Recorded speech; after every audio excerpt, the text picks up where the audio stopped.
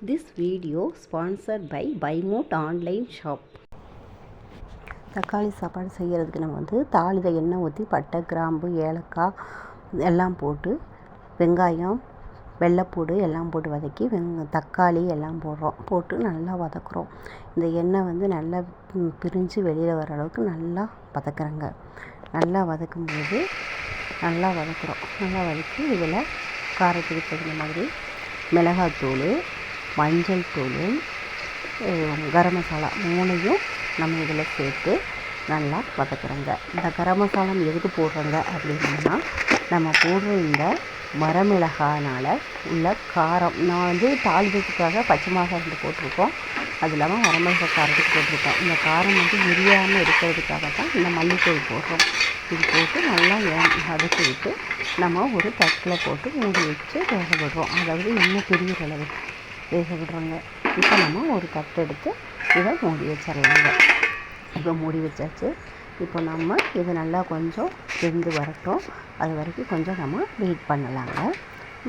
இப்போ ஒரு செகண்ட் ஆகட்டும், ஒரு நிமிஷம் ஆகட்டும். கொஞ்சம் மணங்கட்டும். ஏன்னா தக்காளிங்கனால சீக்கிரமாகவே இது வதங்கிடும், இல்லைன்னா அடிப்பிடிக்க ஆரம்பிச்சிடும். அதனால் ஒரு செகண்ட் விட்டு நம்ம இந்த தட்டு எடுத்து பார்ப்போங்க. இப்போ பாருங்கள், இப்போ நம்ம தட்டு எடுத்தாச்சு. இப்போ எடுத்து பார்க்குறோம். நல்லா வதங்கிடுச்சு, எண்ணெய் பிரிஞ்சு வர அளவுக்கு வதங்கிடுச்சு. இப்போ இதை நல்லா வதக்கி வைப்பாங்க. நல்லா வதக்கிட்டு இப்போது இதில் அரிசி ஆட் பண்ணி தண்ணி ஊற்றி அரிசியை ஆட் பண்ணிட்டாங்க. பாருங்கள், இதில் 1 டம்ளர் அரிசிக்கு 2 டம்ளர் தண்ணி வீதம் நம்ம இதில் சேர்க்க போகிறோம். எப்போவுமே குக்கரில் சாப்பாடு வைக்கும்போது 1 டம்ளர் அரிசிக்கு 2 டம்ளர் தண்ணி அப்படிங்கிற மாதிரி தான் நம்ம சேர்த்தணும்.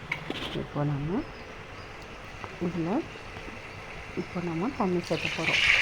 இப்போது நான் சொன்ன அளவுக்கு 1 டம்ளர் அரிசிக்கு 2 டம்ளர் தண்ணி வரும். இப்போ நம்ம தண்ணியை சேர்த்துட்டு தேவையான அளவு உப்பு சேர்த்து அரிசி நம்ம நல்லா கொஞ்சம் நேரம் விடுறோம்.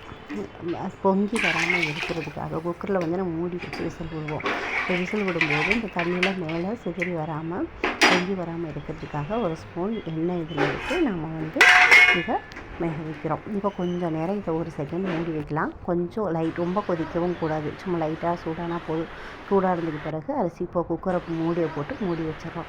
மூடி வச்சு 2 விசில் வந்ததுக்கு பிறகு நாம் இறக்கி இப்போ சாப்பாட்டை பார்க்க போகிறோங்க. இப்போ பாருங்கள், விசில் வந்துருச்சு. சாப்பாடு பாருங்கள், உதிரியாக இருக்குது. குழம்பு இல்லாமல் உதிரியாக இருக்குது. நான் ஊற்றி வச்ச தண்ணி கரெக்டாக பர்ஃபெக்டாக இருக்குது. அதனால் சாப்பாடு பாருங்கள், குழையவே இல்லை. சாப்பாடு உதிரியாக இருக்குது, நல்லா இருக்குது.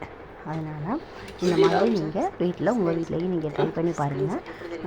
நல்லா இருந்துச்சு, யூஸ்ஃபுல்லாக இருந்துச்சு அப்படின்னா லைக் பண்ணுங்கள், ஷேர் பண்ணுங்கள், கமெண்ட் பண்ணுங்கள். Okay friends.